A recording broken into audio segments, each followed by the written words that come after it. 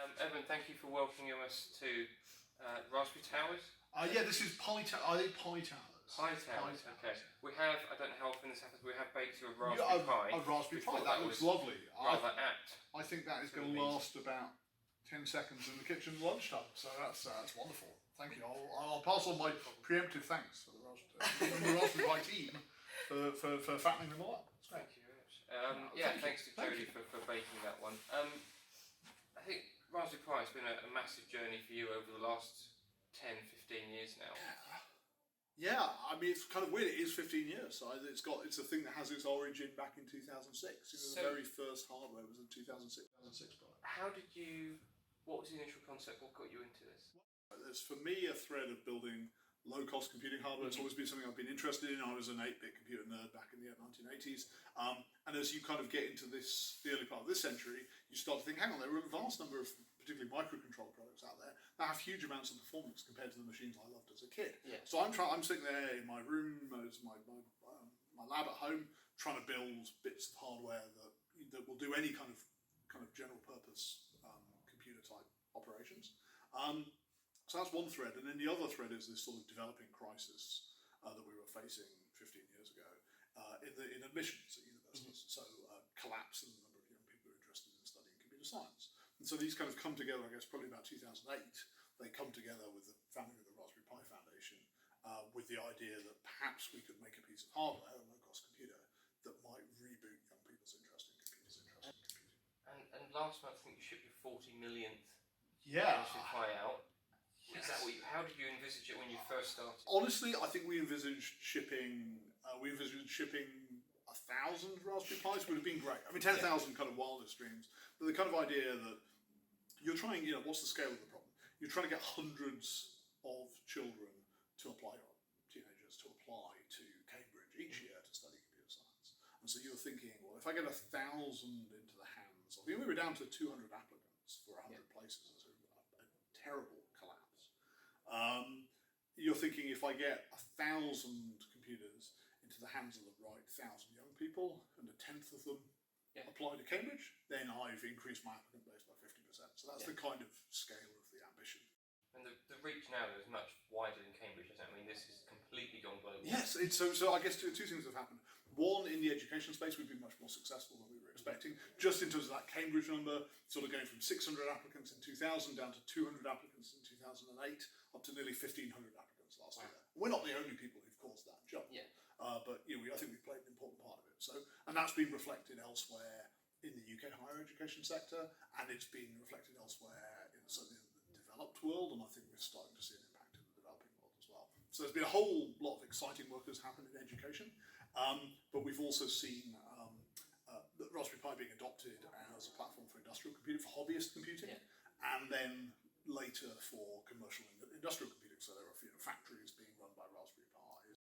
We've been looking at this internally ourselves actually. How do you run a Raspberry Pi as a kind of cheap alternative, or is it a more flexible alternative even to PLC controllers? Well, that's it. In sort of like logistics businesses, it's very, very, very popular because your logistics business system to run efficiently. You do want to have a very high density of ambient computing in the environment. If you try and build that ambient computing using legacy platforms, it can cost a vast amount of money. You can end up with a lot of proprietary vendor lock-in.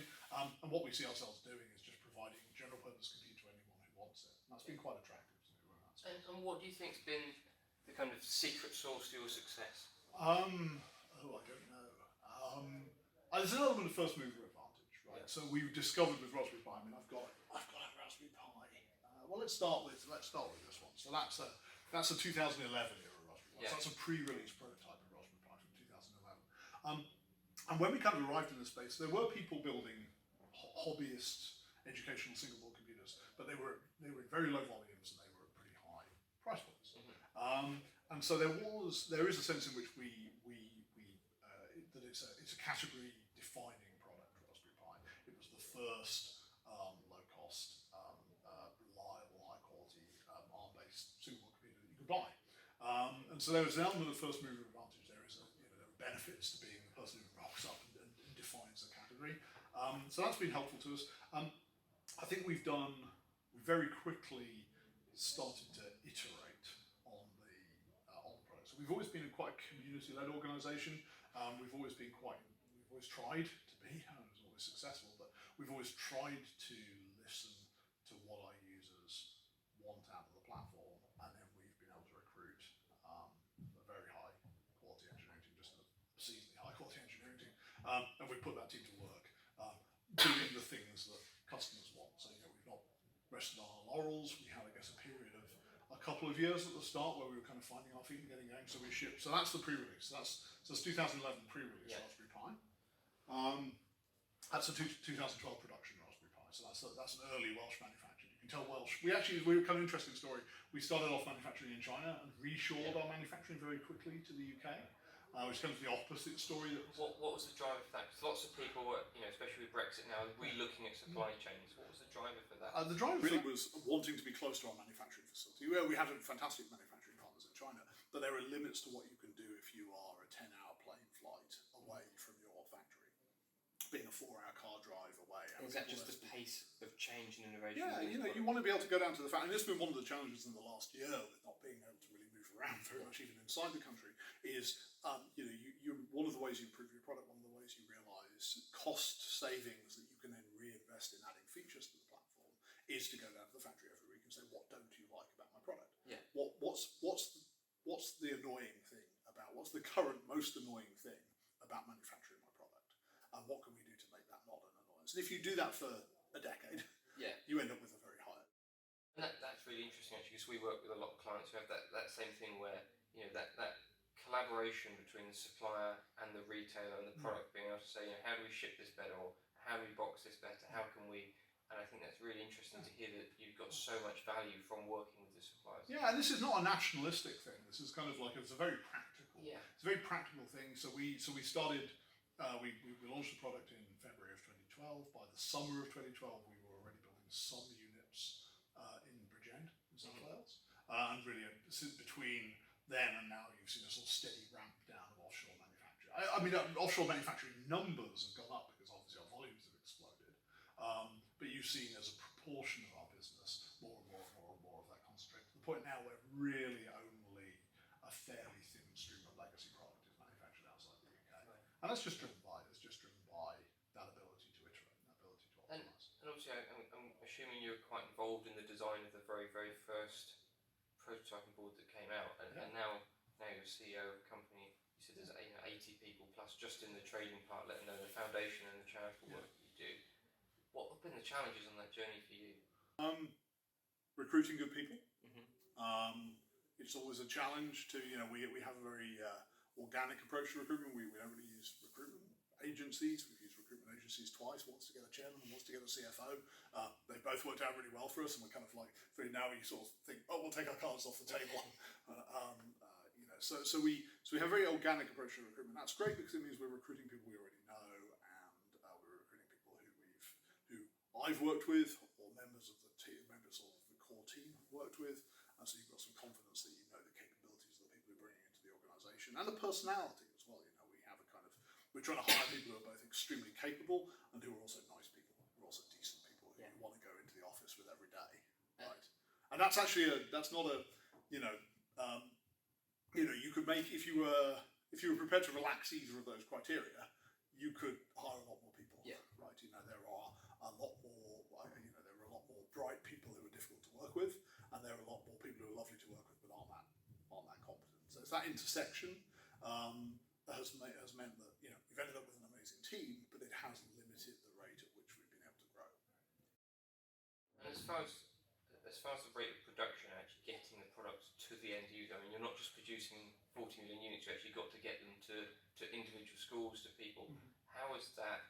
What have been the biggest challenges for you in actually getting the product into people's hands? Well, we were very lucky that early on we changed our business model from being a manufacturer to being a licensing company. So we designed, certainly in this era, this product wasn't made by us. So this product was made by one of our two licensing partners. Yes. So what do we gain from that? So we've had some inspiration, right? Because we're in Cambridge, right? So we're very near Arm, and Arm have this wonderful business model where they don't make chips, they design IP that they then license to people, collect a license fee, collect a royalty, and then that IP goes into a chip, and then it's the chip manufacturer's responsibility to deal with the logistics, deal with the practical elements realizing that IP into a productionized chip, and then dealing with the logistics and the finances of bringing that chip to market, and they pay a royalty. So we kind of cloned that business model very early on, and that really helped us, right? Because that means we've been able to lean on these two, Premier Farnell and RS Components, two amazingly competent organizations with massive logistical reach.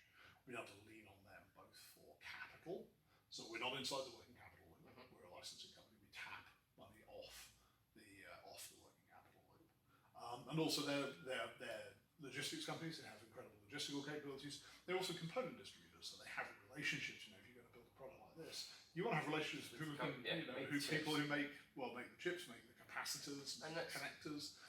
It's really interesting to hear you've gone down the business model. A lot of the conversations again we have with other companies we've spoken to are they're retailers at heart. You know, they're making a product, they're selling the product, and actually, you know, there's that thing of, do I do all the logistics and all the production myself because I want to just have, like you said, I want to be close to the factory, versus actually what can I get, you know, what more can I get done if I don't have the distraction of logistics? And that's not a dial that you set and then walk away from it. You know, that's a dial that you're setting every year. You know, we do have products that we manufacture ourselves now. You know, once we got to a little bit more scale, it then opens up the possibility of doing some products yourself. So we have a product called Raspberry Pi Zero, which is a $5 computer. That's what we make ourselves. Why do we make it ourselves? Well, because it's the unit cost is low enough that the working capital implications of actually building it are not too intimidating, and also it's such a low margin product that there isn't really there's not room in the room for more people. You need to have fewer people in the margin stack, and so that's one that we've done ourselves. And so we always make that kind of, for every given product, we make that decision of, does it make more sense for it to be a licensee product, or does it make more sense for it to be what we call a direct product? Okay. And as far as marketing the product, I mean, it's kind of self-marketed in many ways from the media coverage that it's attractive. Have you had a marketing policy, a marketing? We very well, I guess probably the first bit of luck we had at Raspberry Pi was my wife decided that she was prepared to come work for us. So my wife was a journalist before. It was sort of food, fragrance, travel kind of journalist. And now electronics. And now electronic. Well, so the interesting thing was we kind of announced the product, we announced the intention to build the product in 2011. Massive spike of interest, massive spike of community enthusiasm, and we really needed somebody to kind of manage that and sort of manage the community, manage the press interest, manage the individual interest in the product. Liz very kindly dropped all of her freelance work on the floor and came to work as an unpaid volunteer for 18 months for us to get our media relationships and our media kind of through that difficult early phase of getting a product launched. And having gone from that journey from producing, you know, the world's first prototype of a completely new type of product through to producing millions and millions of this product going into schools and children globally, what would you do differently? You know, what have you learned on that journey? What have we learned? One thing we've learned is certainly early in the journey, I would say that the thing we learned was about persistence. That there is a big gap, you know, between 2006, 2008 when we started trying to do this, and 2012 when we launched the first product. Yeah. So, you know, one thing we learned was the importance of persisting. You know, this is an idea that took many, many years to come to fruition. We had to build, first of all, a team of volunteers. I guess probably Pete Lomas is the guy who designed the very first Raspberry Pi, being, you know, one of those. I guess probably Liz and Pete are the kind of two key early people in the organisation. And good things take time to do. I think we've learned about the importance of. People. The question we always try to ask ourselves, the question I've always tried to ask myself, and I don't think I've always been as successful as I'd like to be in answering the question, is what will I wish in 2 years' time that I'd done 2 years ago? That's a great question. And then do that, you know, and then try and do those things. And it's very, very hard to sometimes to have the courage to spend £1 million today because you'll wish you'd spent it in 2 years' time. And I think I probably always, even today, I probably still nickel and dime that aspect of things. I'm not quite willing enough to make them big bets. How's that? Because I think that affects a lot of people that have sort of self-started their own company. You start in a place where you've got no money, no cash, no resource, and you end up in a place where, investment decisions now come into numbers that you'd never dream of, and that's a big transition, I think, for lots of people, isn't it? Yeah, it is, and it's you sign these huge checks. I mean, you sign these checks which are vastly larger than my personal worth. Yeah. On a very, very regular basis, and you just got to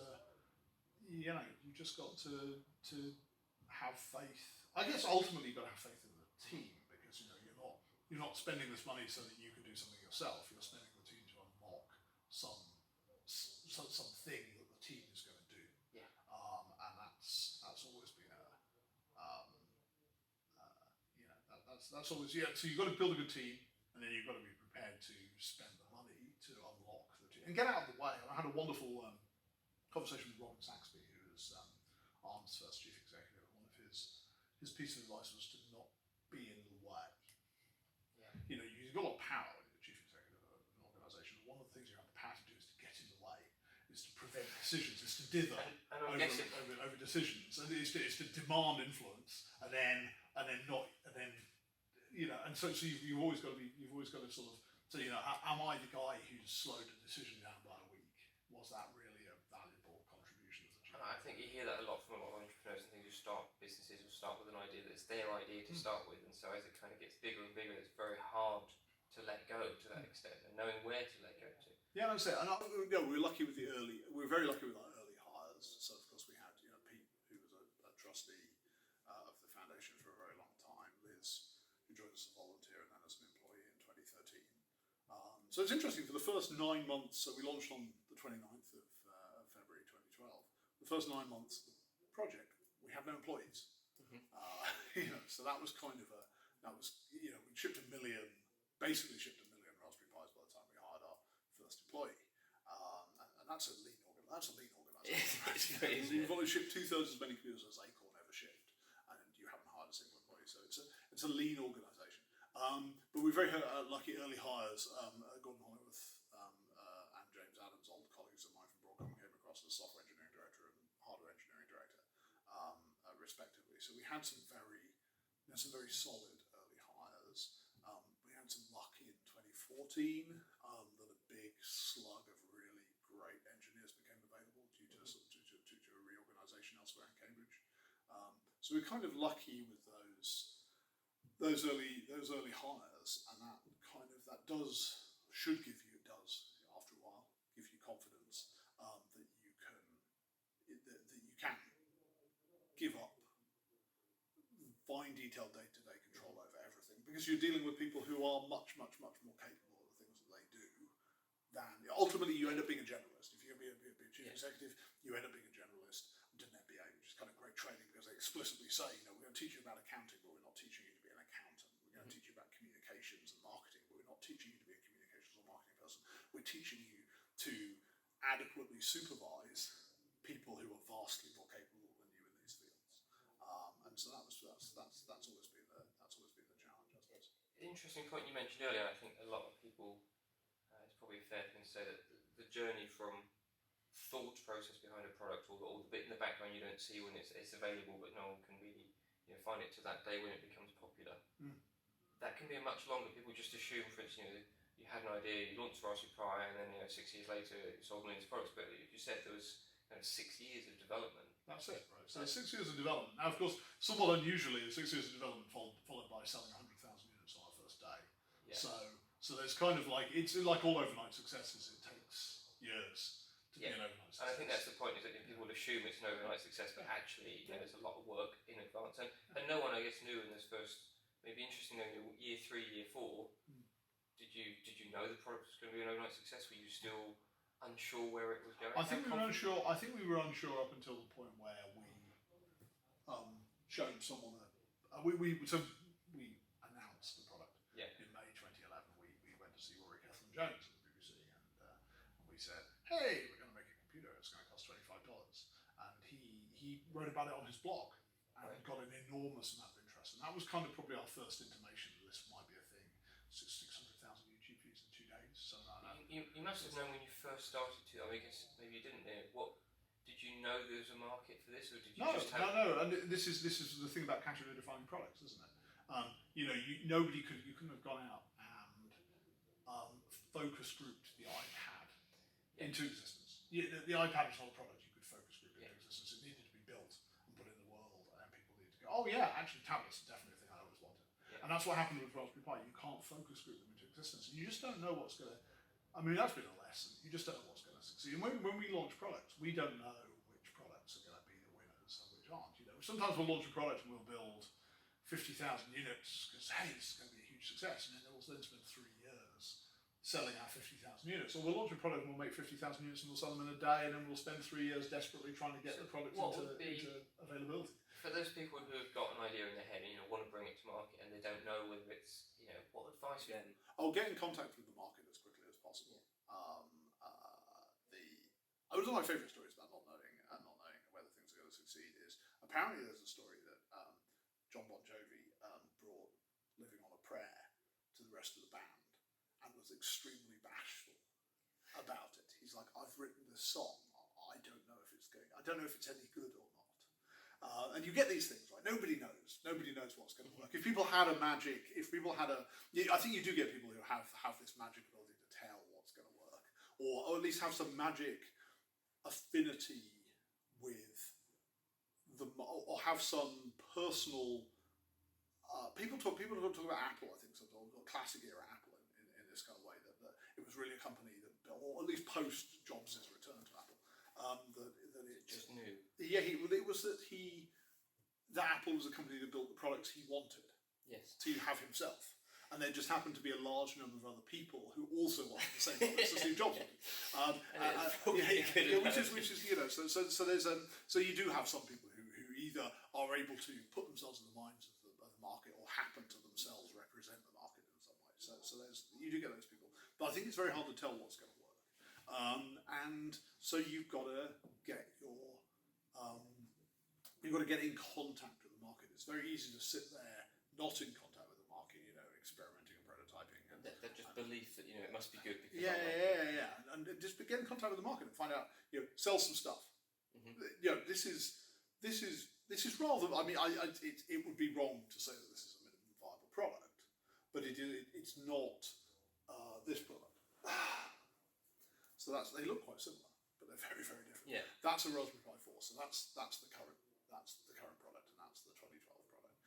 This product is not this product. There's a factor of 40 performance difference between these two. There's a factor of 32 memory capacity. This one's got wireless. This one doesn't. This one's got gigabit Ethernet. This one's got 100 megabit. But at the time, though. At the time it came out, it was at the time it came out. But I think that I think it's still the case that this is closer to the state of the art today than this was to the state of the art.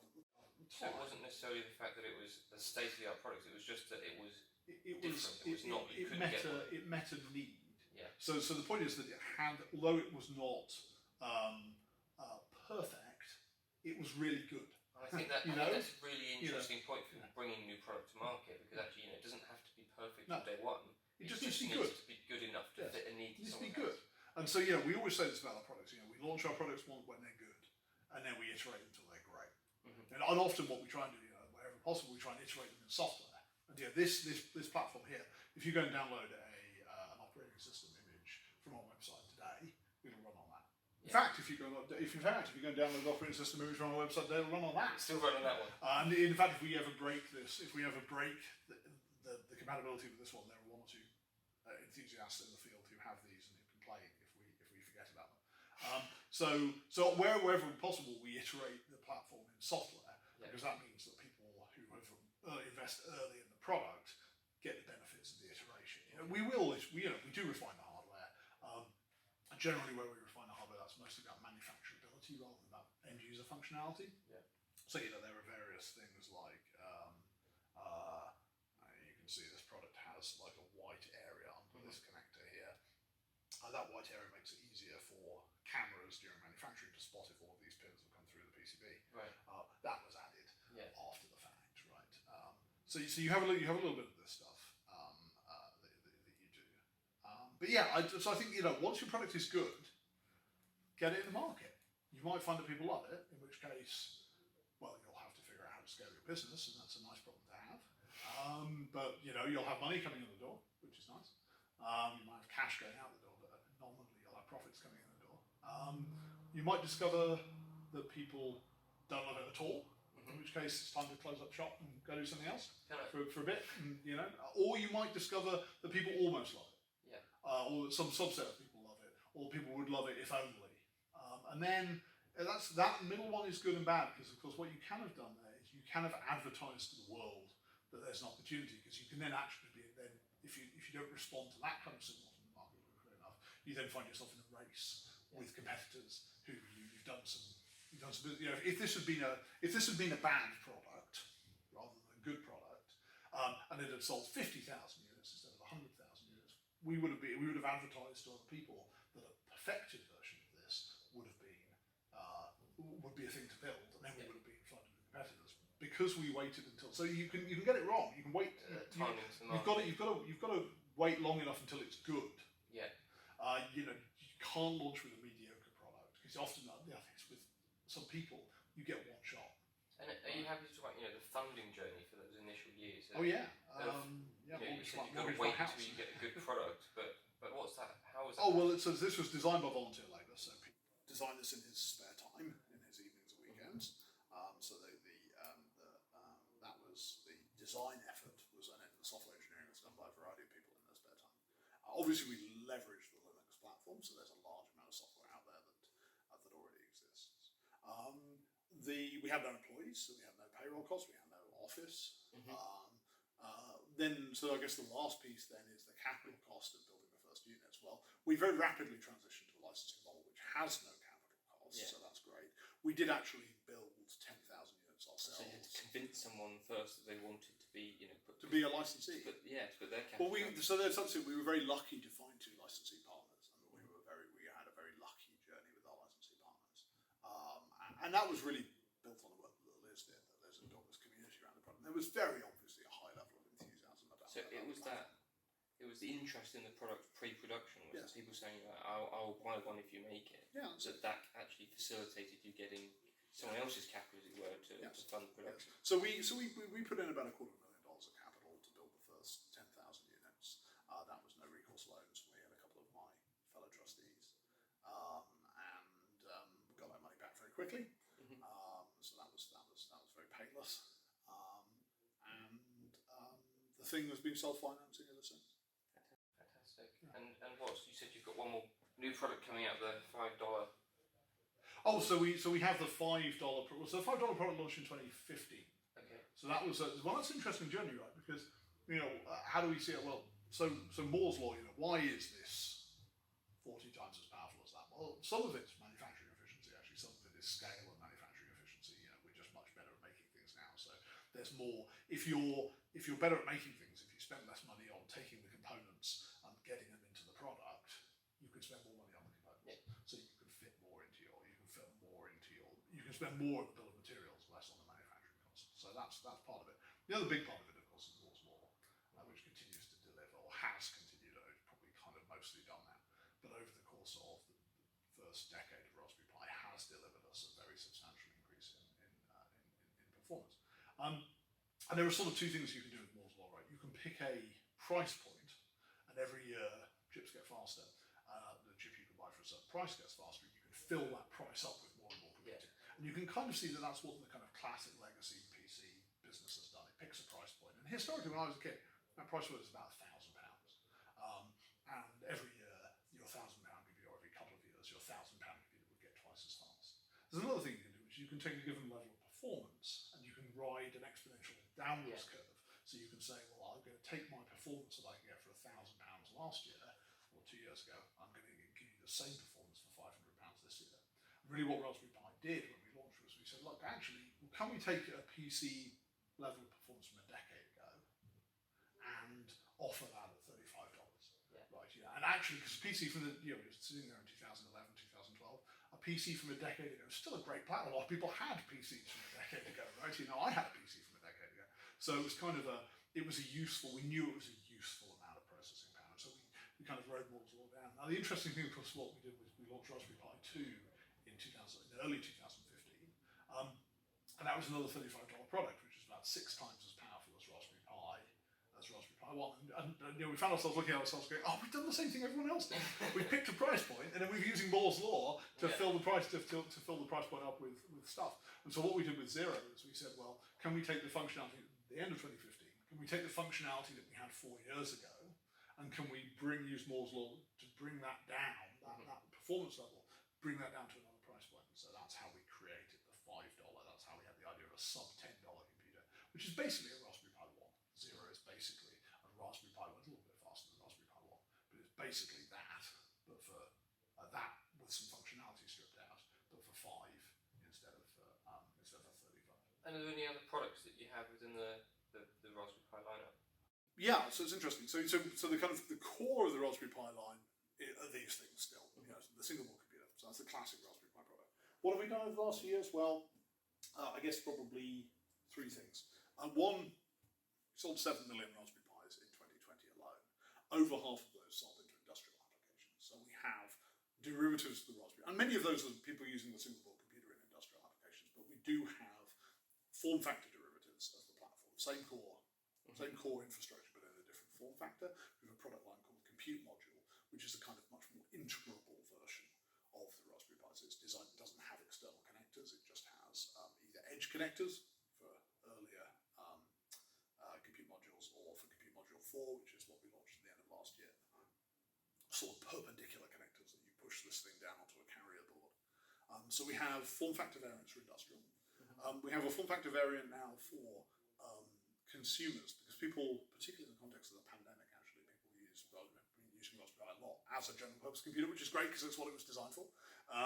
So people last year were using them to work from home, using them to help their kids study from home. You've got a family television. What's the cheapest? If you're in a house in April 2020 and you need another computer to study from home, what's the cheapest way to do it? Buy a Raspberry Pi, plug it into the family television, $35, and you've got another PC.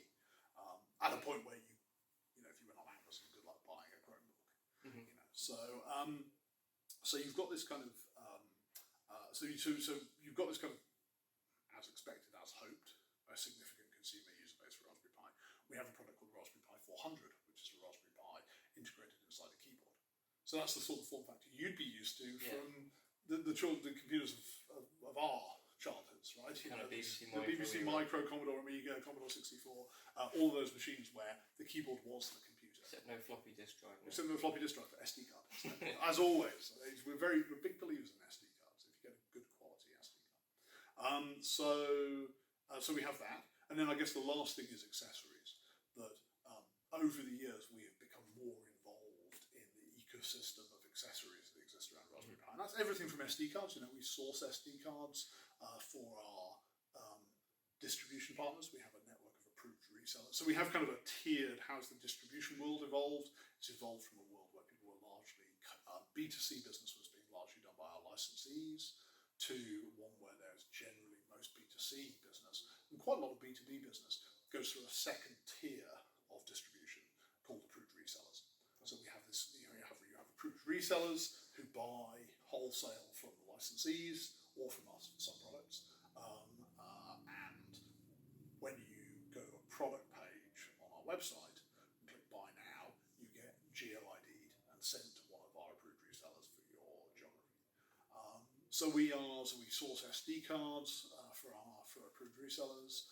We make power supplies, we make cases, we make sensor accessories, we make audio products, mice, keyboards, everything you want around a Raspberry Pi. It's been an important part of kind of the growth story for the business, but it's also been an important part of the quality story. I mentioned quality SD cards. Right, the best way to ruin your Raspberry Pi experience is to stick a cheap SD card in it. Or another great way to ruin your Raspberry Pi experience is to use a cheap power supply. Power supply with that little thin bell wire cable, because actually these things consume quite a bit of energy now, and if you're going to pull that over a rubbish thin little USB cable that you bought for 20p on eBay, the Pi is not necessarily going to be stable if you do that. So there's a little bit of this where we're getting into this accessory business in order to make incremental margin, but a lot of it really is about ensuring that there are quality accessories available for the platform that don't undermine the user experience, and that those are widely available at an attractive price point. Okay. So Eben, I think before we go, worth touching touching on the foundation, I've seen a lot of the YouTube videos you've got there doing demonstrations at home. How did that come around? Talking about. Right, so Raspberry Pi was incorporated as a charitable foundation. So the Raspberry Pi Foundation is a UK registered charity. The thing that I run is Raspberry Pi Trading, which is the foundation's trading subsidiary, which does the engineering, some of the brand management, and the foundation does. And so we make money, and we pay that money to our shareholder, the Raspberry Pi Foundation. And the Raspberry Pi Foundation then does things which feel much more conventionally charitable. So they run teacher training programs. They actually have a large government contract to run as part of a consortium to run a thing called the National Centre for Computing Education, which is responsible for, among other things, teacher training for school teachers teaching computer science in the UK. That was identified a few years ago as being sort of a critical gap in the story about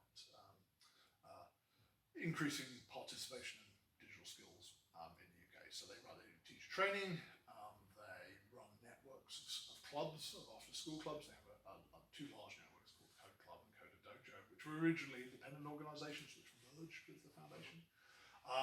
They do research, so they do academic fund and undertake rigorous academic research into what works. Because there's a lot of people working in this space, but there aren't very many people asking whether their interventions or other people's interventions are actually delivering. It's very easy to go around spending money on giving people digital skills. I'm guessing lockdown also changed a lot of the work the foundation was doing. Yeah, it did. So I guess the last strand of the foundation's work then is online content, so project content and video courseware.